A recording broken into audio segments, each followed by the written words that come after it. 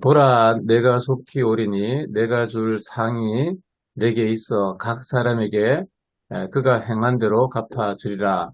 나는 알파와 오메가요, 처음과 마지막이요, 시작과 마침이라. 자기 두루마기를 빠는 자들은 복이 있으니 이는 그들이 생명나무에 나아가며 문들을 통하여 성에 들어갈 건설을 받으려 함이로다. 나 예수는 교회들을 위하여 내 사자를 보내어 이것들을 너희에게 증언하게 하였노라. 나는 다윗의 뿌리요 자손이니 곧 강명한 새벽별이라 하시더라. 성령과 신부가 말씀하시기를 오라 하신도다.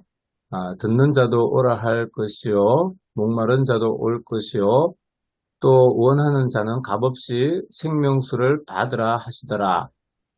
이것들을 증언하신 이가 이르시되 내가 진실로 속히 오리라 하시거늘 아멘. 주 예수여 오시옵소서. 주 예수의 은혜가 모든 자들에게 있을지어다. 아멘. 네. 전체적으로는 참 요약하기가 좀 어려운 그 주석이었어요. 그래서 거의 본문을 그대로 그저 분류하고 옮기다시피 했습니다. 아무튼 주석은 송영목 교수님, 고신대 교수님이 해주셨는데, 첫 번째 본문 역사적 문학적 상황에서 역사적 상황을 보면 요한계시 수신자들은 튀르키예, 현재 터키 있는 소아시아 지방에 있던 에베소, 서머나, 두아디라, 사대, 빌라델비아, 그리고 라오디아 교회에 있는 성도들이었습니다. 상황은 사도 요한의 목회 대상이 되는 성도들이었는데, 주 66년경 로마의 네로 황제 혹은 주 96년경에 도미티아누스 황제와 예수를 받지 않던 유대인들로부터 박해를 심하게 받고 있었습니다.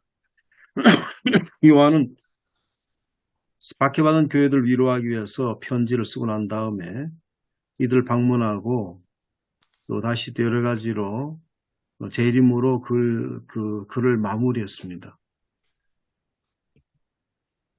자, 문학적 사항은 기록 배경은 요한은 밤모섬에서 보는 환상을 요한계시록에 기록하고 있습니다.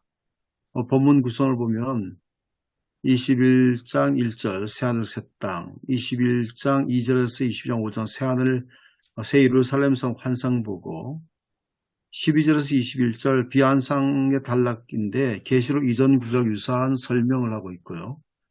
6절은 1절 22장 6절은 1장 1절과 유사하게 속히 일어날 일을 설명하고 있고, 7절은 1장 3절과 유사하게 계시록의 말씀을 준행하고 성도에게 복을 선언하고 있습니다. 8절에서 9절까지는 요한은 환상 중에 등장한 천사에게 경배하다가 책망을 받게 됐고요. 그 다음에 9절은 계시록 예언의 성취에 가깝다고 했는데 1장 3절과 병행하고 있습니다. 그리고 11절 21절에는 예수님이 조속하게 방문을 언급하고 있고, 이 계시록의 마지막 결론 부분이고 성서 66권을 마무리하고 있는 이런 어떤 구성으로 되어 있습니다. 자, 그 다음 예수 그리스도의 교회 방문 목적은 가지고 있는 그 상을 각 사람 행위에 따라서 각 사람을 갚아주기 위해서 방문하신다. 예수님 방문은 파루시아, 즉 세상 역사가 마무리된 최종 재림으로만 국한할 필요 없다고 그렇게 얘기하고 있는데, 소아시아 7교회를 향한 주님의 현재, 그 당시 영적 방문일 수도 있다는 거예요. 방문 이유는 재림하셔서 각 사람의 살아온 것에 대해서 상을 주시기 위해서 방문하신다. 그 방문하신 분 누구신가? 예수 그리스도는 알파와 오메가 되시고 처음과 마지막이 되시고 시작과 끝이 되신다. 그래서 그 예수 그리스도는 교회와 세상 역사를 처음부터 마지막 주관하신 분이시다. 그렇기 때문에 사람 행실에 따라서 상과 벌을 정의롭게 분배하신 분이시다. 그렇게 이제 말씀하고 있고, 예수 그리스도 호칭에 관해서 덧붙여서 말씀하고 있는데, 즉 예수 그리스도 알파 오메가 처음과 마지막 이걸 시작과 끝 때 말하고 있는데 예수 호칭은 바울 신학과도 일치한다. 바울은 하나님 아버지께서 자신의 구원 계획을 예수 안에서 계시 성취했다. 그렇게 했는데 이거 일치된다는 거죠. 예수 그리스도의 교회는 영원한 구원의 시작과 중심과 끝에 예수님과 함께하기 때문에 교회는 영원히 함께할 수 있다라고 하는 것을 얘기했습니다. 예수 그리스도의 방문을 맞는 교회는 어떻게 해야 되는가?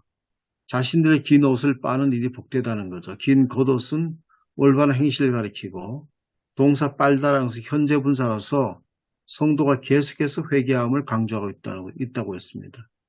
그래서 요한계시록 독자는 성서 전체에서 마지막 복이 회개란 사실을 명심해야 된다고 하는 것을 말씀하셨습니다. 그래서 방문을 맞는 교회는 회개해야 된다는 거죠. 하나님 뜻대로 한 참된 교회는 많은 변화된 자세 요청된다. 그 어떤 것인가? 그것은 회개 자세를 말하고 있는데 범죄를 진지하게 받아들이고 해결하고 하는 자세이고 잘못된 행실을 고치려고 하는 진중한 마음이고 범죄 자체를 혐오하는 것이고 범죄란 하나님의 심판을 두려워하는 것이고 거룩하고 의를 사모하는 것이고 반복적으로 범죄하면서 열심을 내는 것이다. 또 죄진 자를 권정하는 것이고 일절 깨끗함을 위해 노력합니다. 회개 자세를 자세하게 아주 얘기를 하고 있습니다. 그래서 우리가 생각하고 있는 회개 자세를 보다도 더 아주 자세하게 그렇게 제시됐습니다. 회개를 가는 생명나무 열매를 먹을 만한 고난을 받게 되고 새 예루살렘에 이제 들어가게 된다는 거죠. 성령의 역사를 통해서 회개하면 하나님의 그 영원한 생명에 약동하는 복락의 은혜를 지금도 누릴 수 있다고 하는 것을 말씀했습니다. 자, 그 다음에 요한계시록 말씀을 듣는 계속 요거는 예. 자, 그러면 태도는 예배적인 낭독될 때 메시지와 정보를 알아차려야 된다는 것.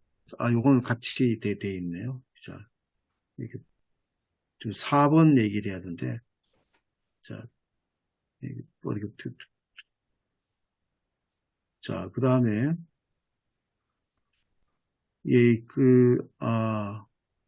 예수 음성을 들어야 되고 환상의 등장인물이 부른 찬송과 기도 그리고 예배와 선교를 경험하고 동참함으로 한 확장을 실천해야 했다.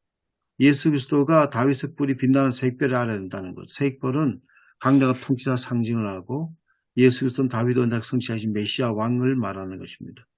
그다음 오시옵소서라고 하는 것은 성령 신부가 하는 말이고 바로 이제 성령의 감동을 받은 발언이라고 하는 것을 말씀하고 있고요. 성령 충만 성도도 이 오시옵소서라는 말을 지속적으로 하면서 예수님의 방문을 고대해야 된다는 거죠. 또 예언의 말씀을 듣는 사람도 오시옵소서 말해야 된다고 해서 말씀하고 있고 주님의 말씀을 계속 듣는 사람도 예수님이 파루시아, 오심을 사모해야 된다는 거죠. 초대교회는 주일 성찬식 동안에 마라나타를 외치고 주의 파루시아를 소망했다고 했습니다. 성령 신부가 목마른 자, 원하는 자도 오라고 말하는 것인데 값없이 생명수를 받아 초청합니다. 그리스도인도 목마르고 원하는 사람을 초청해서 예수님께 인도하여서 성령과 생수를 마시도록 도와줘야 된다고 이렇게 말하고 있습니다. 그 다음에 계시를 증언한 주님께서 내가 진실을 속히 오라고 말씀하셨는데 이 약속된 교회 반은 아멘 오시옵소서 주 예수님이라고 그렇게 반응하고 있습니다. 아멘은 1급 등장하고 주님 말씀을 듣는 교회는 아멘 하면서 진실로 그렇게 되기를 간청해야 된다고 했습니다.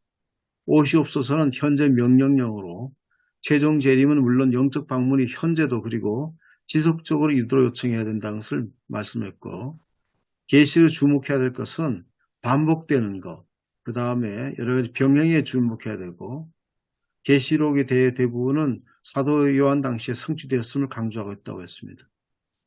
그 다음에 계시록의 결론은 주 예수의 은혜가 모든 사람 함께 하기를 빌고 있고 그 다음에 이제 주님 재림 때까지 하나님 말씀을 깨닫고 박해를 극복하면서 세상을 천국으로 변화시키려면 은혜를 받아야 된다는 것을 말씀하고 있습니다. 예수님 은혜를 받은 자는 주님의 통치에만 아멘 화답해야 되고 만일 세상 문화가 이것을 거스를 때는 노라고 이렇게 말해야 된다. 계시록은 예수 그리스도의 계시이기 때문에 주 예수 은혜로 편지를 마무리하는 것이 마땅하다고 했습니다. 본문의 해석은 십자가에서 어린 양을 죽으시고 부활성 예수님은 로마 제국 황제와 소아시아의 유대인들에게 박해받는 7교회를 찾아서 위로하신다. 또 위로와 함께 회개를 촉구하십니다. 그 다음에 경고도 잊지 않으셨습니다. 역사에 중하신 예수님은 고난당한 지상교회를 영접 방문하신다.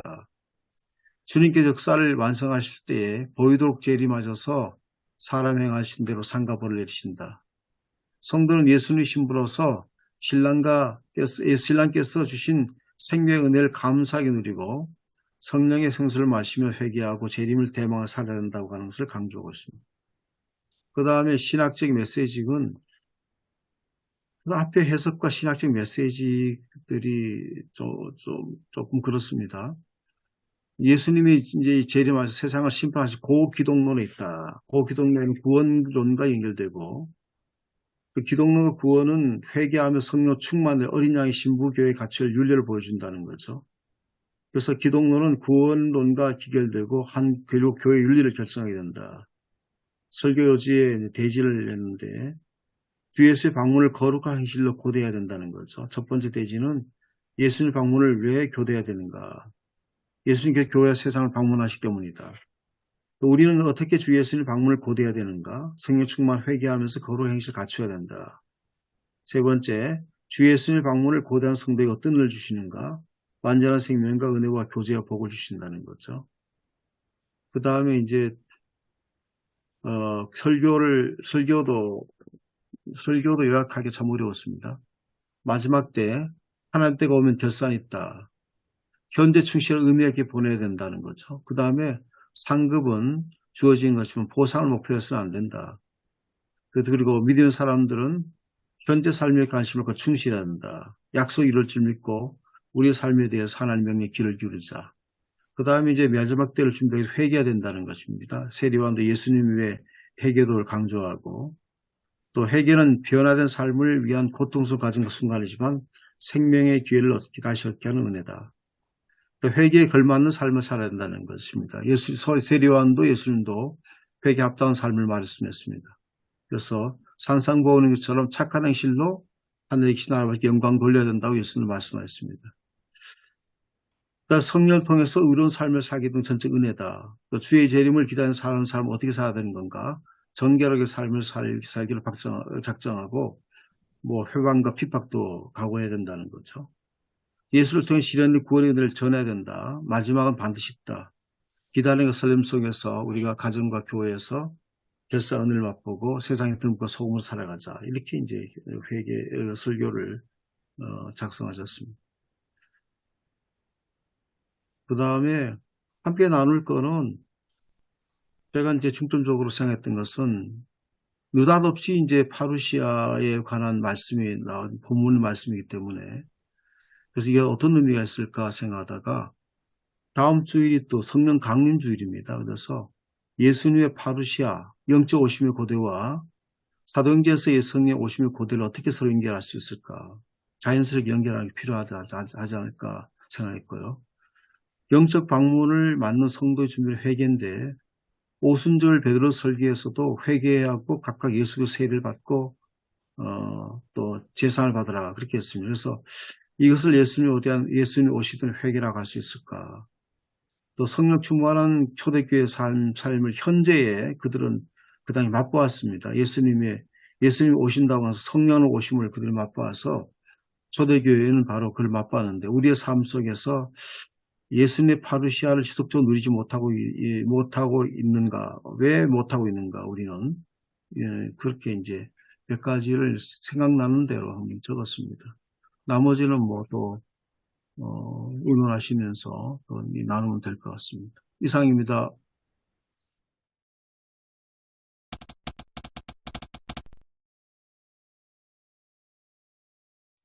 계시록 자체가 전통적으로 오늘 그 앞부분에 나오는 것처럼 소아시아 7개의 박해받는 교인들에게 보낸 요한의 편지이지 않습니까? 그런 관점에서 오늘 본문을 좀 이해를 하면 좋지 않을까 그렇게 생각이 듭니다. 그래서 이제 오늘 천 목사님 말씀하셨던 예수님의 파루시아 오심에 대해서 어떻게 이해할 것인지 그게 조금 문제가 되는 것 같습니다. 전통적으로 요한계시록의 예수님의 파루시아는 마지막 재림에, 예수님의 재림에 대해서 많이 이야기를 다루고 있죠. 근데 오늘 본문 주석에 보면 꼭 그렇게 생각할 필요는 없다 이야기하면서 현재의 영적인 재림에 대해서, 영적인 오심에 대해서 그렇게 이해할 수 있다. 그렇게 이야기하십니다. 목사님들 입장에서는 어떤 쪽이 좀 이야기 나으신가요? 예, 저도 어저께 이 부분을 읽으면서 그 파르시아 예수님의 그 영적 방문, 예, 그 부분을 저는 그렇게 이해했습니다. 성령의 성령 내주하심으로 좀 이해를 해야 되지 않나. 저는 개인적으로 이게 조금 제가 생각했던 하고 조금 달라가지고, 이러면 우리의 최종적인 예수님의 재림인데 파르시아 개념을 그렇게 했길래 저는 성령의 내주하심으로 이렇게 보아야 보도 괜찮을까 좀 조심스러운 그런 고민이 됩니다. 그러면 그 전통적으로 이해한 것처럼 이게 예수님의 오심을, 그러니까 다시 오실 예수님, 마지막 재림 심판주로 오심에 대한 기다림으로 이해할 수 없을까요? 제가 왜 이런 생각을 하냐면, 이 본문의 수신자들 자체가 박해받는 그리스도인들이지 않습니까? 우리나라도 보면 일제시대에 그 박해받고 힘든 그 삶을 살아가는 그리스도인들에게는 보면 그런 경향이 강했던 것 같습니다. 다시 오신 예수님. 그 복음성가에 나오는 것처럼 이 세상 내 집 아니다라는 그런 복음성가처럼, 그러니까 속히 주님 다시 오셔서 이 고난, 어렵고 힘든 일을 지나갔으면 하는 그런 성도들이 바람이 굉장히 강했던 때도 있었지 않습니까? 그럼 사도행전의 마라나타 기도하고도 연결되겠습니다. 예, 그죠? 예, 기다림이란 게. 예, 그냥 막연한 어떤 미래 시점에서 올 그 기다림이 아니라 그 기다림 안에는 현재 이미 오신 예수 그리스도 같이 있지 않습니까? 그죠? 예. 그러면 이게 다시 오실 예수의 현재 임하심은 성찬이잖아요. 그렇게 연결될 수 있는지 모르겠습니다. 예, 그렇게 주석하시는 분이 계시더라고요. 요한계시록 자체가 성찬을 겸해서 같이 낭독되는 글이기 때문에 다시 오신 예. 예수님을 성찬 의미하고 같이 결부시켜서 이해할 수도 설명하시는 주석가도 있더라고요. 예. 주님의 오심을 어떻게 이해하느냐가 오늘 본문에서 참 중요한 것 같습니다. 오늘 주석에는 그 마지막 날에 오시는 그 오심도 물론 기다려야 되지만 영적인 어떤 오심을 좀 많이 강조하고 있거든요. 본문 주석에는 예, 현재 임하시는 예수 그리스도, 각 교회 방문하신 예수 그리스도 강조하고 있어서 그냥 전통적으로 그냥 예수님 오실 때까지 그 주의 재림을 기다리자 이러면 참 편한데요. 설교하기가 오히려 있는데 그 의미도 우리가 담아야 되지만 현재에 이제 교회를 방문하시고 현재에 오신 예수 그리스도에 관해서 이제 그걸 주전적으로 주석을 하셨거든요. 그 사도 요한 시대도 성령 시대잖아요. 그렇죠. 어떤 책에 봤습니다. 소아시아, 소위 이제 그 요한계시록 7교회 그 지역에 교회를 설립한 사람들이 사도 바울의 제자들이라고 합니다. 사도 바울의 제자들이고, 그리고 그 소아시아 지역에는 7교회뿐만 아니라 교회가 한 300개 정도 교회가 그 당시에 설립되어 있었는데, 그런데 요한계시록은 왜 7교회만 이야기했냐? 300교회 중에서. 거기에 대한 설명을 이렇게 합니다. 그 일곱 교회 그 지명을, 그 자리가 로마 제국에서 우편물을 취급하는 장소라고 합니다. 거기가. 그게 굉장히 중요한 이제 거점 지역으로 일곱 개 이 교회고. 그래서 요한계시록에는 그 일곱 교회만, 소아시 일곱 교회만 해서 우리는 일곱 교회만 생각하는데, 이제 이 역사적 설명이 있죠. 한 300교회가 300개 정도 있었다. 그런 설명도 있습니다. 그 문화적으로는 완전히 이제 히랍 문화 영향 속에 있었고.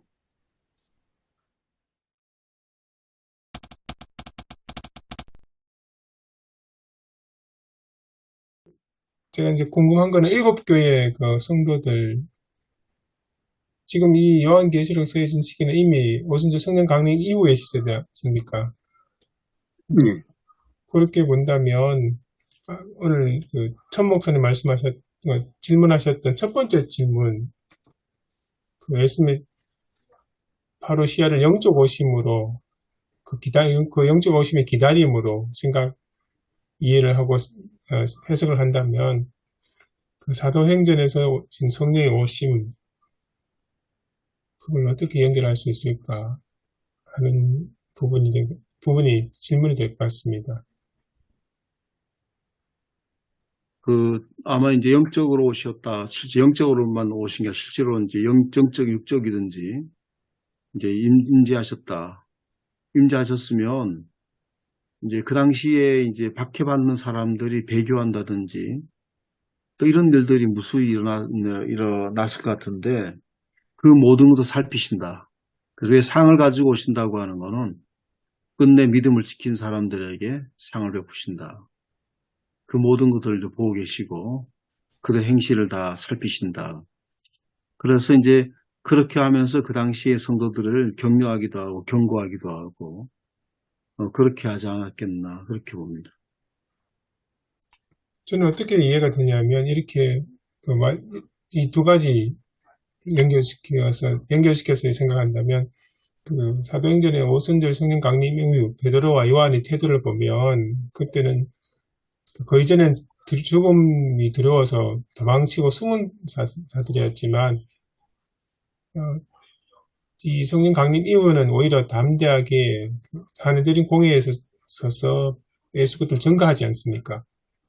그런 관점에서 본다면 어쩌면 소아시아 7교회를 향해 보내진 이 요한계시록 편지도 그렇게 성령 강림, 그러니까 성령의 임재 아래 담대하게 신앙을 지키고 그리스도의 복음을 전할 수 있는 그런 사람을 변화시키는 그것을 기대하고 했지 않았을까 그런 생각도 듭니다. 여기 소아시아 교회들은 그 예수님의 오심을 아주 이제 뭐 갈망을 한 뭐 그런 교회들이잖아요. 그때 이제 뭐 네로 도미티안 그런 이제 박해가 있는 상황이고 그런 상황 가운데서 간절하게 뭐 그 예수님이 지금 오시든 뭐 영으로 오시든 마지막 때 오시든 그런 간절한 기대를 가지고 그런 기대감 속에 있었던 교회들이다. 교회들이다.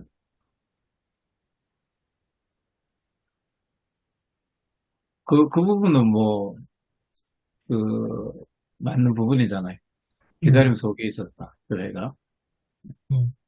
박해가 있었는 거고, 그 엄청난 박해 가운데서 그 박해를 넘어서고 이길 수 있는 기다림. 그걸 이제 교회가 가지고 있었다. 예, 그건 맞는 것 같습니다. 그 소아시아 교인들, 그러니까 고난받는 교인들이 바라는 건 주님이 빨리 오셔서 이 고난이 끝나기를 바라는 게 기본적인 것 같고요. 그리고 오순절 사건을 생각하면 또 성령이 오셔서 그들을 새롭게 하시며 죽음도 두려워하지 않는 담대함을 갖고 하나님의 말씀을 따라 살아갈 수 있는, 하나님의 말씀을 전파하며 살아갈 수 있는 그런 모습도 원했지 않았을까. 양쪽은 생각해 볼 수 있을 것 같습니다. 그 사도 요한이나 그 사도 바울도 우리가 그 사도행전 마지막 부분에 우리 보면 이제 그 사도 바울이 이제 로마에 가기 전에 또 유대인들로부터 굉장히 이제 죽음의 유혹까지 있을 때에 두려워하지 말라. 그런 말씀을 이제 들려주시고 너가 이제 황제 앞에서 가이사 앞에서 해야 된다. 나를 증언해야 된다. 그렇게 말씀하시고 그 다음에 이제 그 태풍을 만나잖아요. 태풍을 만나면서 이제 그 태풍을 만나면서 그다음 미항에서도 이제 보면 이제 저 이번에 이제 수요일 날 이 사도행전을 계속해서 이제 강의하고 있거든요. 그래서 그 이스라엘의 이강근 그 목사, 이강근 선교사가 그 성지가 좋다라고 하는 거 보면 미항에 방문해서 미항에 가까운 곳에서 사도 바울이 잠시 또 머물렀던 그 동굴을 소개하더라고요. 그러니까 그 사도 바울도 그 내용은 이제 그때는 그런 내용을 안 했거든. 지금 우리가 출항하게 되면 하물만 아니라 생명까지 배라든지 큰 어떤 위험에 닥치게 될 거다. 손실 있게 될 거다라고 하는 거를 뭐 주님께서 그렇게 말씀하셨다라고 하는 거는 얘기하지 않았는데 그가 거하면서 동굴 속에서 아마 기도하면서 그 말씀을 받았지 않겠나 그래 보고 예수님의 파르시아를 경험하게 된 거죠. 그 다음에 이제 유로굴라 다 잘 아시다시피 유로굴라의 어떤 이어서 배가 완전히 이제는 뭐 모든 걸 잃어버린 어떤 상태에 있었을 때 주의 천사가 하나님 오신 천사가 와서 이제 곁에서 말씀하셨다라고 하는 거. 그래서 그 고난과 어려울 때에도 사도 바울이 주님이 함께 하심을 이제 경험하는 것들을 사도행전에서 말씀하고 있습니다. 그래서 오늘도 보면 고난과 어려움의 현장들 이런 곳에서 예수 그리스도의 파루시아는 계속된다. 그 얘기를 보면 사도 요한도 지금 현재 그런 상황이지 않습니까? 그래서 그것들이 그 당시만 그치는 사건이 아니라 오늘도 예수님의 어떤 오심은 오늘도 우리의 현장 속에서 계속 우리가 그렇게 믿기 때문에 목회하는 거잖아요. 그걸 안 믿으면 목회가 안 되지 않습니까? 아마 사도 요한이 그 요한계시록을 기록할 당시에 박해가 굉장히 심했잖아요. 그죠? 그러면 이 기다림이란 것이 아마 두 가지로 보지 않나. 그러면 현재적 기다림과 미래적 기다림. 아마 그 당시로서는 교인들이 너무 박해가 심하니까 현재적 기다림에 더 이렇게 좀 목말라 하지 않았을까. 물론 우리는 성경이 기록되어 있으니까 우리는 미래적 기다림, 이제 우리가 해석을 하고 있지만은, 이게 현재적 기다림과 미래적 기다림, 이것이 좀 같이 혼합된 그런 것도 한번 생각해 보지 않나, 그런 생각도 듭니다. 오늘 주석하시는 분도 다 있다고 그랬죠. 예, 마지막 때도 오고, 뭐, 지금도 오고, 영적으로도 오고. 예.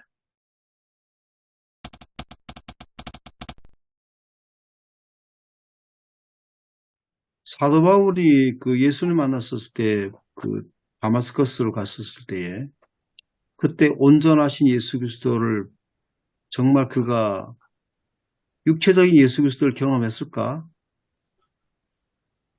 제자들처럼 도마나 제자들처럼 완전한 예수 그리스도를 진짜 만나보고 확인하고 예수 그리스도가 살아계심을 확인했을까? 아마 그가 환상 중에 예수 그리스도를 만나지 않았겠나 보거든요. 온전한 예수 그리스도를 보지는 못했잖아요. 직접 뭐 만나보고 뭐 식사를 같이 한다든지 뭐 이렇게 하지는 않았잖아요. 그렇지만 그 제자들처럼 온전하게 만났든지 안 만났든지 사도 바울은 예수님이 자기에게 오셨다고 하는 거를 고백해 평생 그게 변환점이 되면서 늘 그렇게 이제 그렇게 복음을 전하면서 그렇게 살고 있는 모습을 본다면 마지막 날에는 우리가 예수를 직접 뭐 볼 수 있는 어떤 그 오심이고 겠고, 우리가 현재에 있는 그 우리가 현재의 오심은 사도 바울과 같은 그런 어떤 것이 않겠나 그렇게 생각됩니다. 예, 그렇기도 합니다. 동일하다는 거죠. 그래도 그거나 예, 예. 천 목사님 도마 말씀이 재미있으신데요. 아니 천 그러니까 목사 도마는 말씀이, 예, 이 왔다고 얘기를 했잖아요. 예수님이 오셨다고 제자들이 안 믿잖아요. 음, 그는 이제 부활, 예수님의 부활, 이제 하시고 제자들에게 나타났을 때, 그냥 어떤 뭐, 진짜 그 살아있는 몸으로 나타났느냐, 그냥 뭐 한성으로 나타났느냐, 뭐, 이게 이제 이랬을 때, 이제 흔히 이제 우리는 이제 영혼 불멸이 아니고 죽은 자의 부활이다. 죽은 자의 부활이다. 이래 이제 하잖아요. 근데 사도 바울에게 그냥 한 쌍만 나타났다면은 그 조금 일관성에 있어서 그, 뭐 그래야 되지 않을까요? 사도 바울도 자기가 그냥 한 쌍만 봤다면은 그렇게 사도 바울이 결정적으로 돌아설 수 있는 그런 게 됐을까? 그는 좀 생각이 드네요. 정말 예수를 어떤 그 육으로 만났기 때문에 죽은 자의 부활로 사도 바울이 탁 이제 봤기 때문에 계속 이제 그걸 강조하고 영혼 불면이 아니라 죽은 자의 부활로 계속 자기가 이제 증거를 하니까 그 부분이 참 재밌네요, 목사님. 그 부분이 정말 몸으로 나타나서 사도 바울이 봤을까 아니면 한상을 사도 바울이 보고 그 경험으로 평생을 살아갔을까? 목사님 뭐라고 생각하세요? 실제는 나타나셨겠죠. 사도 예, 바울에게. 실제는요. 예, 우리 환상이라는 그런 거라고 표현이 환상이지만 예, 예, 실제로 나타났지만 사도 바울이 그 당시에 진짜 예수님 막 그 손을 잡고 만져봐보고 신적 확인하고 하고 이러진 않았을 거 아니에요. 예, 도마처럼. 예, 그렇죠. 도마, 예. 예, 도마하고는 확실히 다르죠. 실제로 나타난 거죠. 그냥 실제로 나타난 건데 도마처럼 막 확인하고 넣어보고 뭐 이러지는 않았을 거 아니에요. 그러니까 이제 영적으로 임하신 거나 결론은 마지막 날에 온전하게 모습으로 그게 하거나 동일하다는 거죠. 예. 동일한 영향을 가장, 미칠 수 있다. 예. 가장 사도 바울이 웅장하게, 아주 웅대하게 그거를 막 변론했달까? 그게 예. 고린도전서 15장 아니겠습니까? 예. 부활에 대해서. 씨의 비유를 이야기하면서 씨가 땅에 떨어져 썩어져서 새로운 형체로 싹이 트듯이 부활도 그렇다고 몸의 부활을 그렇게 이제 어떻게 보면 언유 내지 비유로 그렇게 설명하시는데 아마 그게 목사님 말씀 들어보니까 그게 사도 바울의 부활하신 예수에 대한 체험 아닐까 그런 생각이 예. 드네요. 사도 바울은 뭐 확인하나 안 하나 동일하다는 거죠, 그게. 맞아요. 근데 도마는 그렇죠. 동일하지 않았거든요. 예, 예. 제자들이 참 그렇게 말해도 믿지 않았지 않습니까? 맞습니다. 그 참 재밌는 비교네. 도마하고 사도 바울하고. 예. 그래서 우리가 이제 마지막 날에 꼭 예수 그리스도가 진짜 눈으로 우리가 확인해야 예수님 오신 건가라고 하는 것이 예수님 꼭 눈으로 우리가 확인하고 그분의 실체를 확인하고 그래야 예수님께서 우리 눈에 보이도록 오셔야 하기 파루시안가 이게 아니라 예수 그리스도가 항상 우리와 함께 하시는데 늘 임재해 있다는 거죠. 우리가 교회 가운데 임재해 있고 성도 가운데 임재해 있다고 우리가 믿잖아요. 믿기 때문에 우리가 그 신앙이 성립되고 모든 것들이 있기 때문에 그것들을 우리가 다시 이제 확인해 주는 것이 필요하다. 그래서 그 사도 요한에게 이 계시를 쓴 것도 마지막 날 오시지만 박해받는 성도들에게도 여전히 임재하고 계신다고 하는 것을 지속적으로 증언하기 위해서 사도 바울 예언 계시를 이렇게 환상을 그걸 보여주시고 기록하라고 그러지 않겠나 그렇게 봅니다. 네, 예, 그렇게 이해해야 되겠네. 그 초대교회 성도는 그 성령은 곧 예수 그리스도의 오심이잖아요. 예. 그 초대교회는 예수 그리스도가 그들과 함께 하신다라고 경험했고, 그들과 함께 있었을 때에 실제로 많은 박해가 없었는 것 아니었고, 근데 두려움과 위험도 있었지만 성령이 그들과 함께 하심을 그들이 예수의 파루시아를 경험했기 때문에 그들이 담대하게 이제 말씀을 전하게 됐고, 예수가 그리스도이심을 증거하게 됐고, 초대교회 성도들이 그걸 경험했기 때문에 그 안에 예수가 함께 하신 하나님 나라를 경험하면서 초대교회의 어떤 위무상통의 어떤 일들이 벌어지고 일어나게 되고 하나 공동체가 이루어지고 교회가 이루어졌다고 본다면, 그렇게 이제 좀 이제 다음 주 설교와 함께 이게 그 연결을 좀 시키면 좋을 것 같습니다. 이게 이제 아까 이야기했습니다만 초대교회 예배에서 분명히 드러나는 게 성찬 아니겠습니까? 그 예수께서 성만찬의 떡과 잔으로 지금 사인이 되는 거죠. 그게. 거기다가 성령이 역사하시니까 예수 그리스도의 살과 피를 성령의 역사로 정말 실제 예수 그리스도 동일하게 체험하는 그런 역사. 그리스도의 몸. 그러면서 기도는 마라나타. 아멘 주 예수여 어서 오시옵소서. 그게 현재 임재해 있는 그리스도를 임재하시는 그리스도를 성령 역사 속에서 고백하면서 동시에 미래에 또 오시는 그분. 현재의 미래도 미래. 그 가운데 이제 성도들의 우리의 역할은 뭔가, 사도 바울과 세리 요한이 이제 예수님의 오심을 경험했던 사람들인데, 이분들이 이제 다른 사람들에게 이방인들에게나 아니면 박해받는 성도들에게 그 예수님 오심을 경험했던 사람들이 그것들을 증언하는 거죠. 그래서 오늘 우리를 증언자로 세우신다. 그렇게 우리가 좀 오늘 주석 부분에도 그것이 좀 들어가 있거든요. 오시는 주님이 현재가 될 때 그거보다 더 강력한 힘은 없는. 그렇죠. 오시는 주님이 그 현재가 될 때 그게 가장 어려움과 박해를 이겨낼 수 있는 그 힘이 되는 거고 동력이 되는, 오늘 우리 교회도 필요한 거고, 임 교수님 말씀하신 그 임재는, 오시는 그 예수 그리스도는 항상 성만찬에 우리와 함께하는, 살아계시는, 아,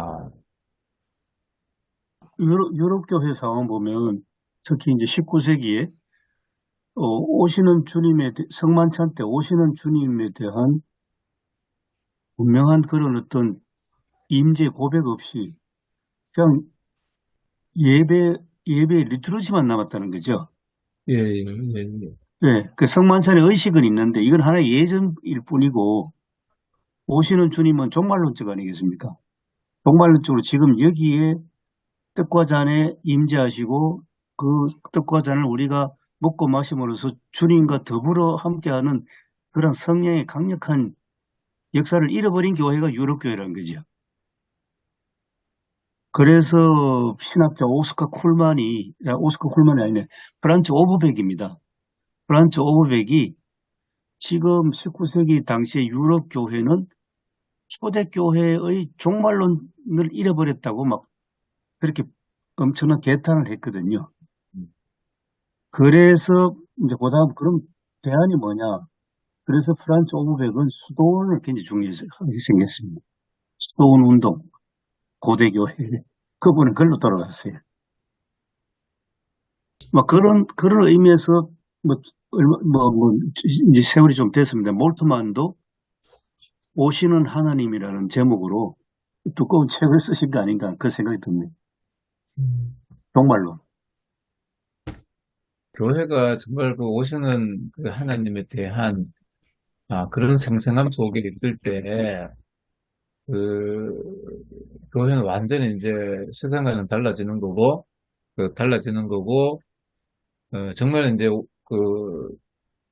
이 교회가 이 세상 속에서 그 증인의 역할도 잘 감당할 거고, 예, 예, 그러면서 완전히 차별화된 그런 교회가 될 거고, 그 오늘 한국교회 시점에서 굉장히 중요한 어떤 강조점이 될 거잖아요. 예. 예, 한국교회도 그런, 뭐 하여튼, 과거 유럽교회처럼, 이제, 좀 종말론적인 그런 신앙을 굉장히 지금은 퇴색된 것 같은 그런 느낌. 그 이제 뭐, 그 종말론 하면은 그 이단에서나 뭐 세대주의자들이나 세- 뭐 항상 그 강조를 해갖고 이게 잘못된 방향으로 흘러갔는데 예, 그 오늘 우리 교회가 종말론에 대해서 다시 이제 그 오시는 하나님에 대해서 간절한 기대, 현실성, 그걸 현실성을 이룰 수 있는 예, 그런 이제 교회와 성도가 되도록 강조하는 게 굉장히 필요합니다. 예, 예. 그럼 예수님이 오심을 어떻게 경험할 수 있겠나? 직접적으로 예수 그리스도께서 오셔서 역사하시도 하겠지만 성도를 통해서 역사하신다. 그렇게 한번 그 초대교회도 보면 그들이 서로가 그 도와주고 또 유무상통함을 통해서 그 들어왔던 성도들이 예수 그리스도가 그 우리 가운데 계신다고 하면서 생생하게 그들이 체험하고 그 다음에 이제 믿는 자의 숫자가 늘어가잖아요. 예, 직접적으로 예수 그리스도의 임재하심을 뭐 경험한 분들은 아니잖아요. 그 경험한 사람들은 아니잖아요. 예, 제자들만 경험했지. 그래서 예, 예, 우리가 그 예수 그리스도의 임재를 경험한 사람들, 예수 그리스도가 그 경험한 사람들이 임재의 어떤 경험한 삶들을 살아갈 때에 그렇지 않은 사람들이 예수 그리스도의 임재를 또 생생하게 경험하지 않겠나 그렇게 보고 이번에 저희 교회 좀 전에 이제 우리가 그 모임 시작하기 전에 그런 얘기했습니다만 그 저희들 이제 양평에 살던 그분 그 장로님 내외분이 정말 너무 딱한 상황이 있었거든요. 근데 여러분들이 도우셨는데 하나님이 직접적으로 그 모든 것들을 뭐 해결할 수 있지만 결국은 그 하나님 은혜를 경험한 분들이 자기 것들을 내놓았으면 30만 원, 뭐 50만 원, 뭐 20만 원씩 내놓아가지고 그렇게 해서 이제 공사를 마무리했거든요. 그런 거 보면 그걸 통해서 그 고백은 여러분 도왔지만 주님이 도우셨다 이렇게 고백하잖아요. 예, 하나님이 하셨다 예, 이렇게 예. 고백하고 그것 때문에 굉장히 감사하고 하나님 은혜를 깊이 느끼고 그렇게 이제 이분들이 이제 원래 다른 데 가시려다가 이제 정이 들어가지고 또 성도들이 잘 여러 가지로 돌보고 간식을 돌보니까 여기서 정착하면서 살기로 하셨거든요. 예. 그러니까 그것도 어떻게 보면 하나의 어떤 파루시아, 예, 예, 파루시아 예수 오시는 주님을 체험한 공동으로 체험한 역사라고 그렇게 표현할 수 있지 않겠습니까? 예. 그러니까 이렇게 도우신 분들이 다 하나님의 은혜를 체험한 분들, 그냥 이렇게 그것이 있기 때문에 돕거든요. 예, 아무런 어떤 것이 도운 게 아니라 주님의 은혜를 나름대로 체험했던 분들이 도와야 되겠다 생각해가지고 돕거든. 이것이 계속돼 이것이 끝이 아니고 또 그렇게 도움받은 분들은 다른 분들도 도울 수가 있잖아요. 또 내가 그런 도움을 받았기 때문에. 그래서 이것들이 주님의 파루시아는 지속된다. 주님 오실 때까지. 어, 그래서 지속되도록 하자. 뭐 이렇게 이제 좀 이렇게 설교에서 강조할 수도 있겠습니다. 보통 한국교회가 이해하는 이제까지 재림은 뭐 휴거가 제일 큰 영향을 끼쳤고 어떻게든지 14만 4천명 성도 안에 끼어 들어가서 뭐 세상에 환란이 오기 전에 뭐 공중으로 들림 받아야 되고 그리고 현재 임하시는 파루시아보다는 미래 언젠가 마지막 때에 내가 이제 구원받는, 이제 그런 어떻게 단순한 신앙인데, 여기서 보면 이제 종말론적 미래가 현재, 현재가 어떤 미래, 이게 굉장히 현 시점 중요한 것은 분명한 것 같습니다.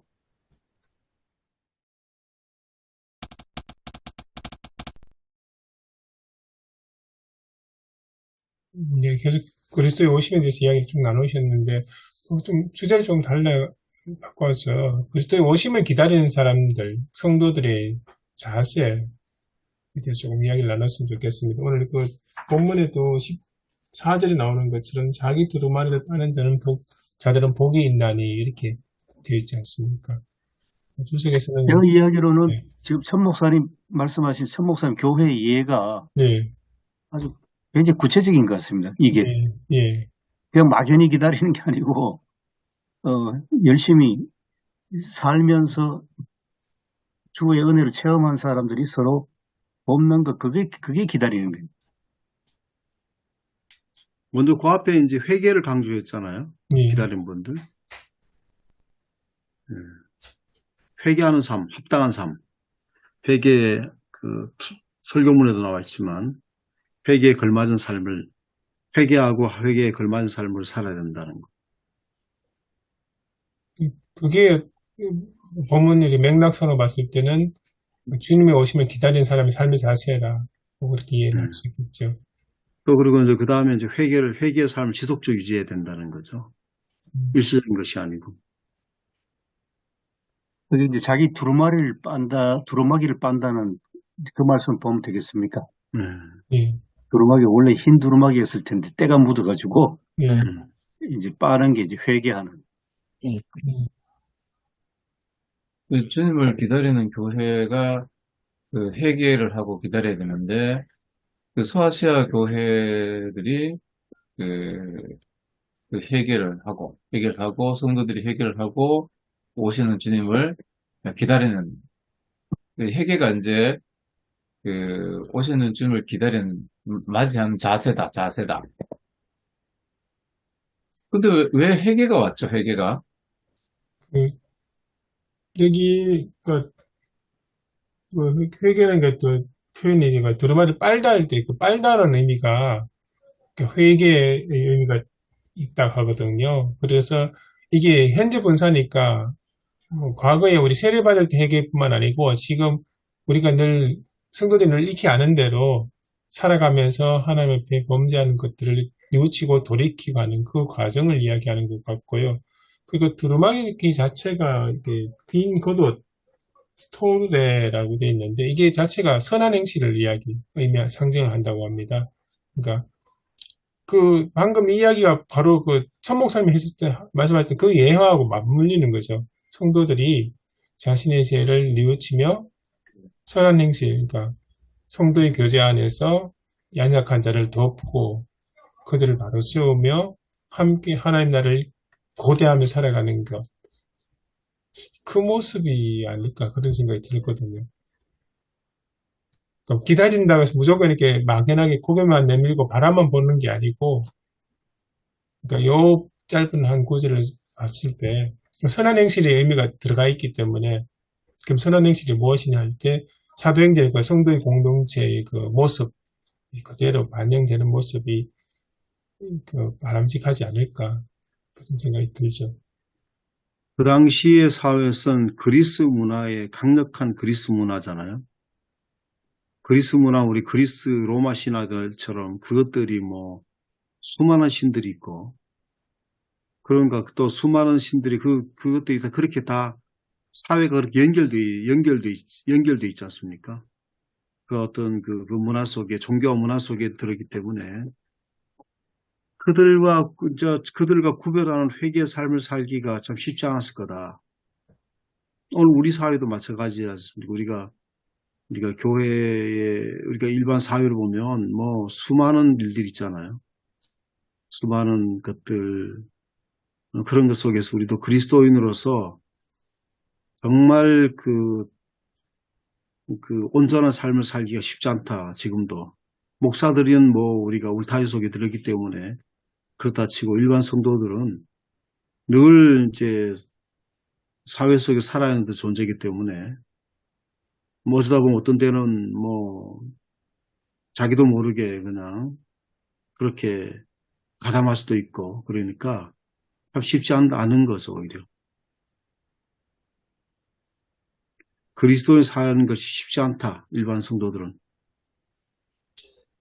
근데 그 말씀이 저는 중요하게 여겨지는 게 아마 이 신앙생활 해온 걸 이제 회고해 보면 우리나라 옛날에 뭐 길선주 목사부터 해서 김응조 목사 그런 분들의 소위 부흥의 인도를 이제 떠올리게 되는데요. 보면 낮에 부흥의 기간에 낮 공부 시간에 거의 대부분 요한계시록을 강의했지 않습니까? 그러면 이제 그 요한계시록 강의는 세대주의 그리고 휴거 전천연설 이제 이렇게 이제 압축이 되는데 그리고 그 부흥의 삶에서 성령을 강조하기는 하는데 그냥 부흥의 기간에만 체험하는 성령 일상의 삶하고는 전혀 상관없는 그리고 공동체적인 의미보다도 부흥회 때 사람은 많이 모였는데 그냥 내가 성령 체험하는 거지요.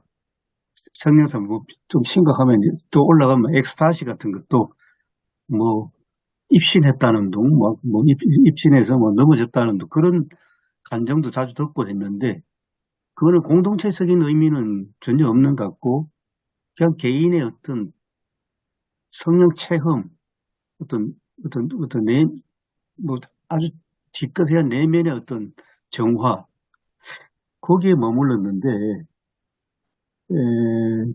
지금 우리가 이제 해야 할 것은 이제 정말로 성령 역사 속에서 오시는 예수 그리스도 그거는 개인의 어떤 내면 차원이 아니고 이제 신앙 공동체 교회의 신앙 공동체적으로 이제 함께 옷을 빠는 회개도 하고 또 생활도 변화되고 서로 돕고 그러면서 성도의 교제가 나누어지고 그런 쪽으로 지금 오늘 이해가 새롭게 되는 것 같습니다. 그 요한계시록의 성도의 그 뭐 옳은 행실이 이 두루마기하고 연결되는 게 아닙니까? 앞구절을 보면은 옳은 행실이 이 두루마기를 빠는 게 그 옳은 행실로 연결되는 그런 말씀이 없습니까? 예전에 요한계시록 제가 공부할 때 좀 본 것 같은데. 예, 예. 12절에 보면 행한 대로 갚아준다 그랬거든요. 예, 예. 그리고 14절에 자기 두루마리를 빠는 자 복이 있고 그리고 그 다음에 이어지는 게 이제 생명나무에 나아가고 그리고 문들을 통해서 성에 들어갈 권세를 받는다. 약속이 주어집니다. 예. 그 생명나무에 나아간다는 건 참 대단한 거네요. 예, 에덴 동산에 있었던 게 생명나무인데, 그 생명나무가 이제, 접근을 못 하잖아요, 접근을. 예, 에덴. 아담과 하와가 이제 그 범죄함으로 접근을 못 하는데, 거기에 나아갈 수 있는 기쁨을 준다고 하니까 참 대단한 기쁨이에요. 맞네요. 그러니까 에덴의 회복이네요. 예, 에덴의 회복이 되는 거예요. 예, 에덴의 회복이 이제 개인 차원이 아니고, 이게 예. 이제 오시는 하나님의 나라를 기다리는 사람은 개인 차원이 아니고, 그게 이제 아까 천 목사님 교회처럼 공동체적으로 나타나야 되는 거고, 회개가 그냥 단순히 이제 뉘우치는 게 아니고, 그 회개가 행함으로 나타날 때, 행실로 나타날 때, 그때 이제 이게 우리가 얻을 상이 있다. 생명나무로 나아가고, 성을 얻게 되는, 성 안으로 들어가게 되는, 뭐 그런 일이 나는 거예요. 회개를 아까 우리 최영재 목사님이 말씀하셔서 그게 온전하게 좀 이해가 된 것 같습니다. 그 단순한 말의 회개가 아니고 뉘우침이 아니고 사람의 어떤 행함의 뉘우침이거든요. 예. 그러니까 이제 생명나무 하니까 저도 좀 더 분명한데요. 그리고 이제 생명나무가 있는 그 에덴 동산 낙원에 쫓겨났지 않습니까? 예, 예, 예. 쫓겨난 아담의 후손들이 생명나무에 들어간다는 것은 회개를 통해서 다시 낙원으로 들어가는 건데. 예, 그래 되면 그 죄의 회개하고 용서란 것이 그냥 그냥 죄 용서가 아니라 이 에덴에서 쫓겨난 그런 상태에 있는, 그러니까 좀 철학적으로 표현하면 하나님과 단절되어서 그 살아가는 모든 존재가 허망한 것에 머물 수밖에 없는 인간 존재가 다시 에덴 동산으로 들어감으로써 모든 그 존재가, 자기 존재가 회복됐다는 거예요. 그 누가복음 15장 탕자하고 같네요. 예. 아버지 집을 떠났던 둘째 아들이 아버지 집으로 돌아온 것. 그리고 오니까 뭐 송아지 잡고 뭐 잔치 벌이고 신발 신겨주고.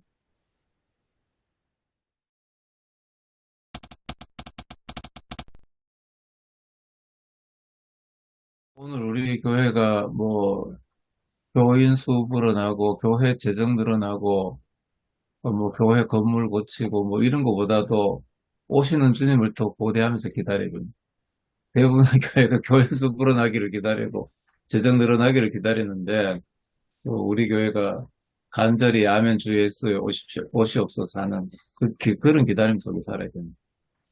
예, 예. 맞습니다. 제가 그 마지막 그 천 목사님이 질문해 주셨던 그 내용, 오늘 우리는 이런 삶, 예수 그리스도, 예수님의 파루시아를 지속적으로 누리지 못하고 있는가, 왜 못하고 있는가 하는 문제에 대해서 제가 조금 방금 강정 목사님 얼핏 이야기하시는 것하고 연결시켜서 이 질문도 같이 한 시간 이야기를 했으면 싶습니다. 왜 한국교회는 예수님 오심을 지속적으로 누리지 못하고 있을까?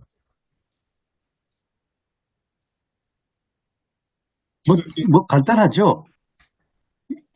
예수님보다 물질적인 향락이 훨씬 더 우리는 현재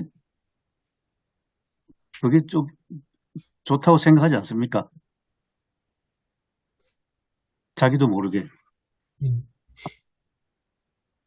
그래서 저는 그 부분하고 연결시켜서 어떤 생각이 드냐 하면 자기 두루마리를 빠는 자라고 했을 때 그 빨다가 현재 분사에서 계속 현재로 지속적으로 된다는 것 그렇죠.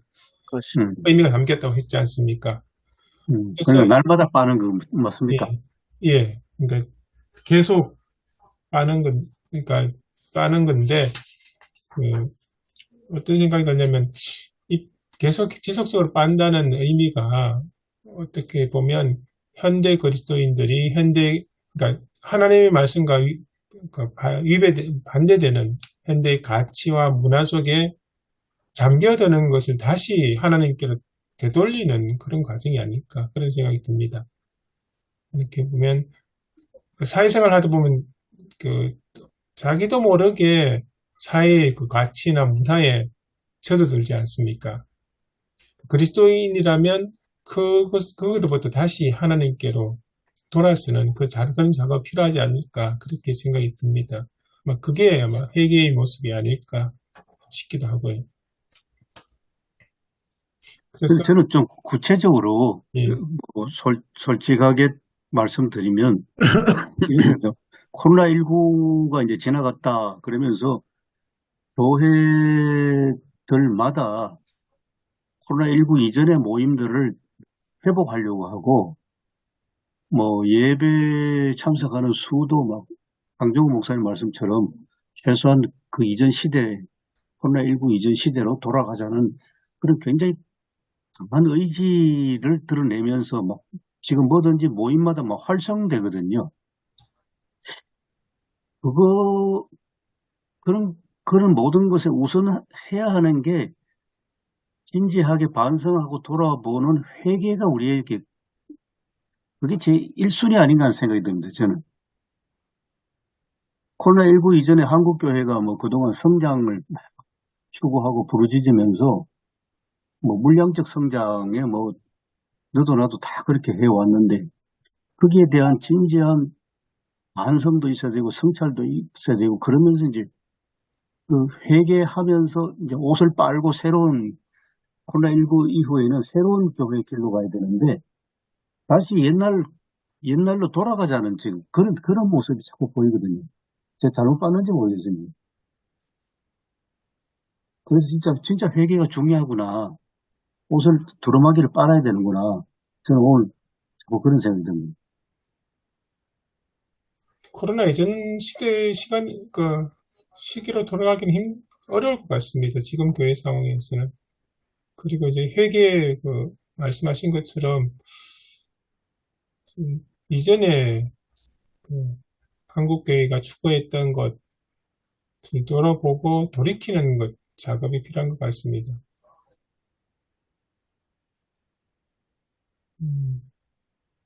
정말 성경이 이야기하는 그런 공동체, 그런 사회 만들어 가기 위해서 우리가 뭘 해야 되는지 좀 더 구체적으로 이야기하면 이 땅에 하나님 나라를 이루기 위해서 교회가 뭘 해야 되는지 거기에 대한 고민이 필요할 것 같습니다. 네, 맞아요. 하나님 나라를 음, 바라보고 하나님 나라를 위해서 가야 돼요.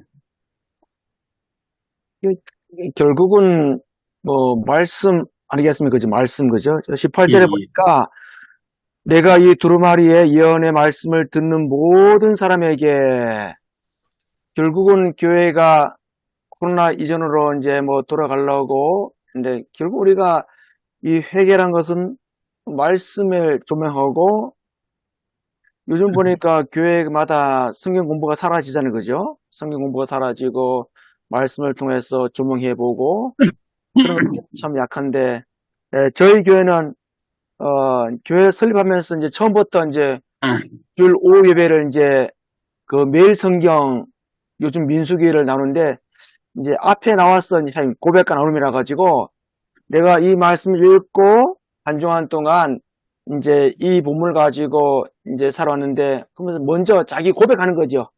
하나님 내가 이 말씀에 비추어서 이렇게 참 살았습니다. 내가 내 생각은 이러는데 말씀에 비춰보니까 이게 아닙니다 하면서 이제 고백하면서 또 우리 공동체가 고백하고 그래서 참 결국은 이제 우리가 회개한다는 것은 말씀으로 돌아가서 말씀을 통해서 다시 한번 우리의 삶을 끄집어내 가지고 온전한 회개 이렇게 가야 되지 않나 그렇게 생각이 많이 듭니다. 예, 결국은 이제, 예, 예, 맞습니다. 말씀으로 돌아가고, 말씀이 표준이 되는. 예, 뭐, 교회가, 그 회개가 없으면은, 누가 그랬는데, 뭐, 사람도 그렇고, 교회도 그렇고, 우리, 발 보면, 뒤꿈치에 굳은 살 있잖아요. 굳은 살. 음, 회개가 없으면 다 굳은 살로 변하는 거고, 회개가 없으면 사람이 동물이 되는 거죠. 회개가 없으면 사람이 동물이 되는 거고, 교회도 그래 되는 거, 야만이 되는 거고. 우리 말 뒤에 보면 굳은 살이 생기는데 거기는 이제 아무 필요도 없는 그, 뭐, 피도 안 돌고 그냥 그 죽은 살덩어리로 있는 거잖아요. 회개가 없으면은 사람도 그렇고 교회도 그렇고 그래 되는 거죠. 그러면은 완전히 이제 이 회개가 없으면은 이제 감각도 없는 거고 감각도 없는 거고 교회가 온갖 이제 잘못된 방향으로 그냥 자기의 욕심과 뭐 그런 걸 채우려고 나아가는 그런 교회가 되겠죠. 회개를 하면은 이제 그런 것에서 벗어날 수 있는 뭐 그런 이제 좀 자세를 갖지 않을까 뭐 이런 생각이 듭니다. 네, 네, 맞습니다.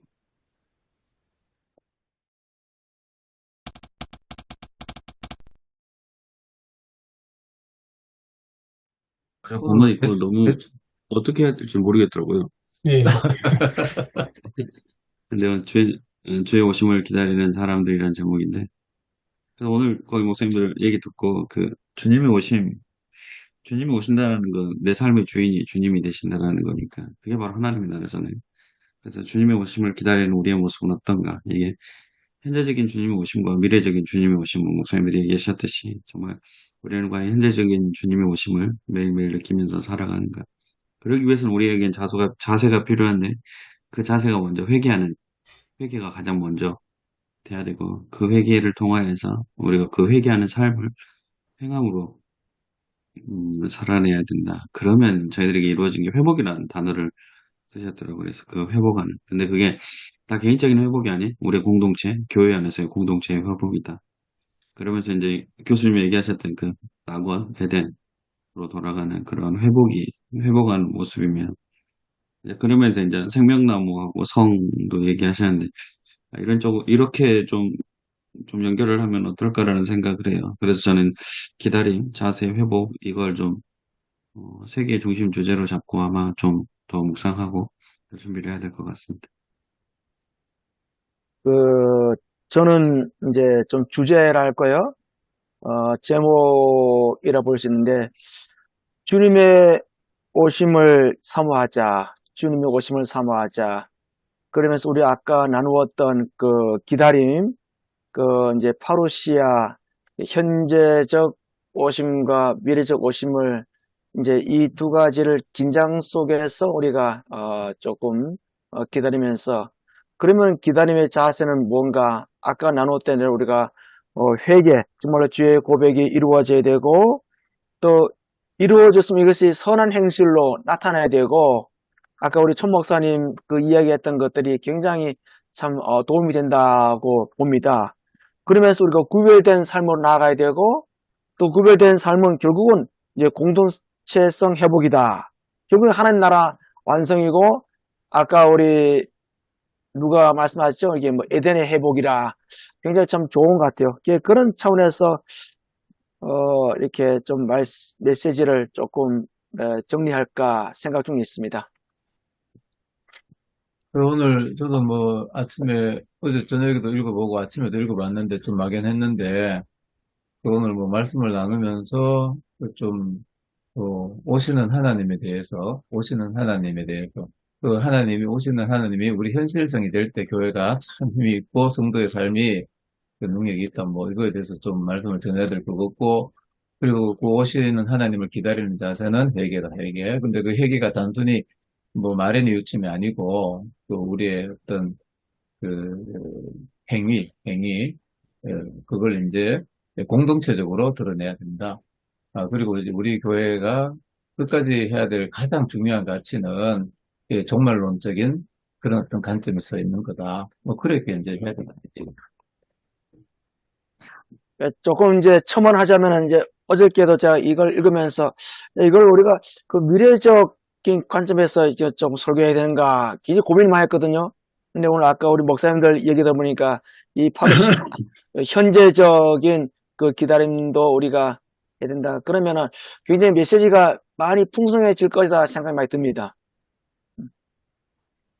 저는 아직까지 뭐 어떻게 아직도 저도 정리를 못했는데 이제 좀 더 생각하고 말씀을 좀 다시 들여다보고 그렇게 해야 될 것 같습니다.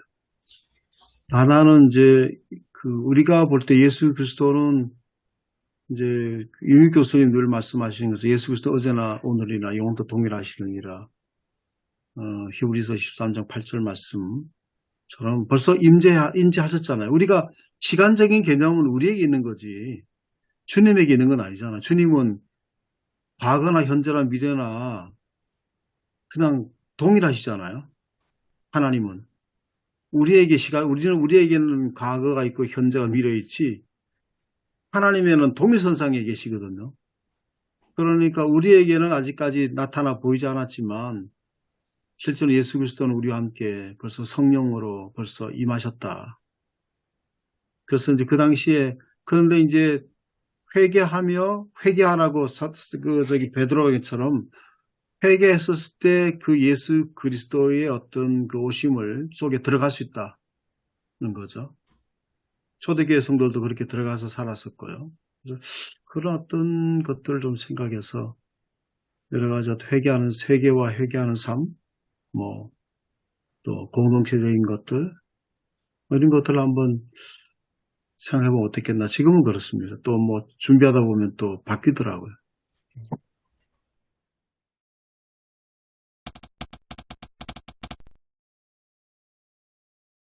하나님 감사합니다. 예수 그리스도의 오심은 바로 오늘 벌써 오셨습니다. 우리가 말씀을 나누는 중에서도 예수 그리스도의 오심을 우리가 경험하게 하시고 주의 말씀을 준비하는 가운데 속에서 주의 오심을 경험한 우리가 되게 해주셔서 주의 오심을 선포하고 주의 오심을 많도록 준비하는 그런 어떤 성도들에게 독려할 수 있는 말씀이 되게 하여 주시옵소서. 아멘. 예수님의 이름으로 기도드립니다. 아멘. 아멘. 아멘. 감사합니다. 감사합니다. 수고하셨습니다. 수고하셨습니다.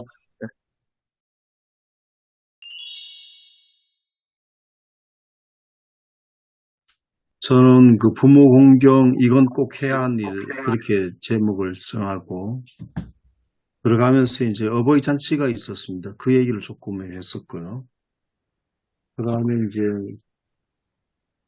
기독교가 불교 종교가 이제 종교라고 했는데 이제 불교 종교가 아니다라고 하는 그 얘기부터 시작해서 그리고 이제 그 적용 부분에는 굉장히 평이하게 했습니다. 그래서 또 말씀 나온 것처럼 부모 공경은 하나님께 주신 명령이다. 명령을 지켜고 나쁜 부모든지 좋은 부모든지 우리가 부모를 공경해야 된다는 얘기와 그 다음에 두 번째는 부모 공경은 하나님의 약속 있는 계명이다. 그렇게 얘기해서 슬로보아스의 딸들 예를 듣고요. 그 다음에 이제 그렇게 이제 얘기를 했습니다. 그리고 이제 그 마지막 끝말에서 룻 그 얘기 그렇게 얘기를 했고요. 그 다음에 이제 그 부모도 자녀들에게 자녀들의 부모들을 좀 잘해야 된다라고 하는 얘기를 조금 잊지 않고 했습니다. 예. 그래서 이제 조금 전체적으로 한 5분 정도 좀 길었습니다. 내용이 좀 많아서. 네, 저는 그 부모 공경 하나님의 명령이다 그 제목으로 설교를 했고요.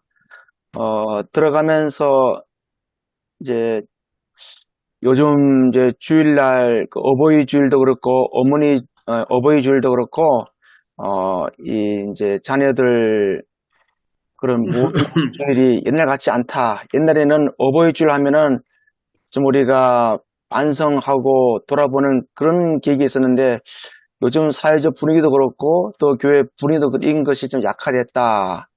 그러면서 이제 그 히브리 단어 이제 카베드 이 카베드라는 이 공경이 그 부모 공경이 하나님한테 같이 종종 그래서 하나님께 하듯이 부모에게 해야 된다.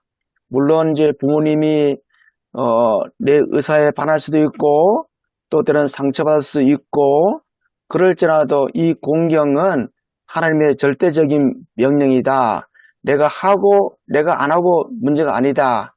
물론 가정에는 부모와의 갈등도 있고 그럴지라도 하나님 명령이기 때문에 우리가 또 품고 또 용서하고 또 그 용서란 것이 바로 하나님께서 예수님 이 땅에 보내주심으로써 인간과의 화해를 이루었듯이 우리 또한 부모 세대와 자녀 세대 간에 그런 화해가 이루어지는 정말로 상처가 치유되는 그런 공경으로 나가야 된다. 또 우리 역시 또 좋은 부모가 되려면은 또 그렇게 해야 되고 그래서 좋은 부모가 되는 것이 참으로 효를 것이다.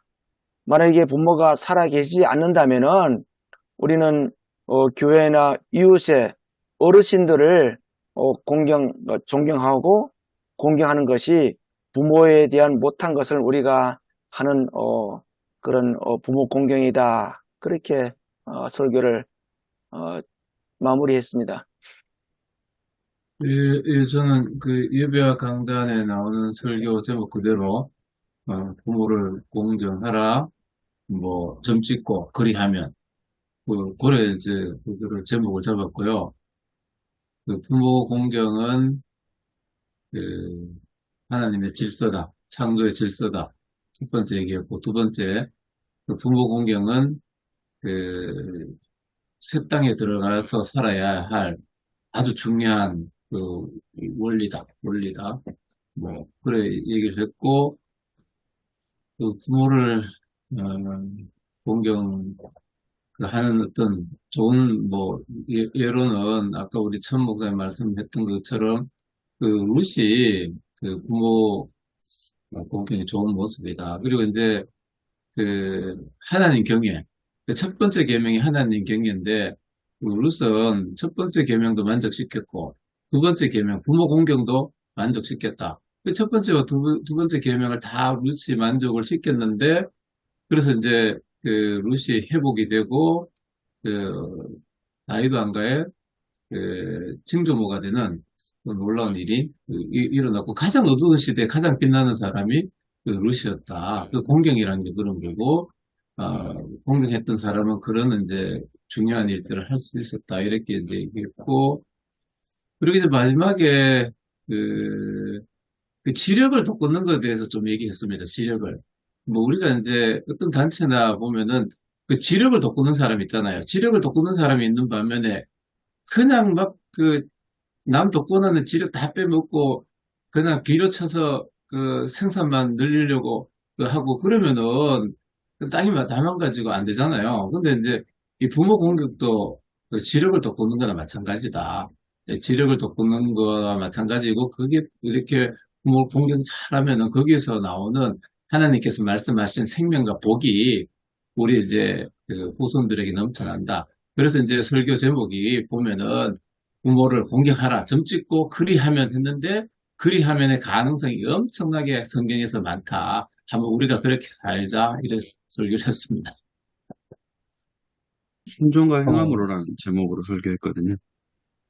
그러니까 하나님의 명령은 순종해야 한다. 근데 그 하나님의 명령이 부모를 공경하라는 그 명령이다. 부모를 공경한다는 게 그러면 그 생명, 하나님께서 주신 그 생명을 부모님을 통해서 와서 어떠한 조건이든지 간에 부모님을 보는 게 아니 우리에게 생명 주심으로 인해서 공경해야 하다 마땅할 분이 바로 부모님이시다라고 얘기했고요. 그래서 그 부모님을 공경하는 모습을 행함으로 하자. 그래서 제목을 순종과 행함으로 했고, 그러면서 받는 게 하나님의 은혜. 우리가 하나님의 명령을 통해서 그걸 부모님을 공경할 때 하나님의 은혜 속에 거하게 되는데, 이 은혜라는 게 지금 이스라엘 2세대들에게 지금 가나안 땅에 들어가기 전이잖아요. 그래서 자신들에게 없는 땅, 그리고 자신들의 부모 세대는 어떻게 보면 일찍 돌아가신 그런 모습이거든요. 그래서 부모 세대에게 없었던 그 장수, 오래삼. 그래서 하나님의 명령에 순종해서 부모를 공경하는 우리의 모습을 통해서 땅과 생명과 복을 허락해 주시는 그 모습이다. 그래서 하나님의 명령에 순종함으로 삶에서 행함으로 실천하면서 살아가자라고 설계했습니다.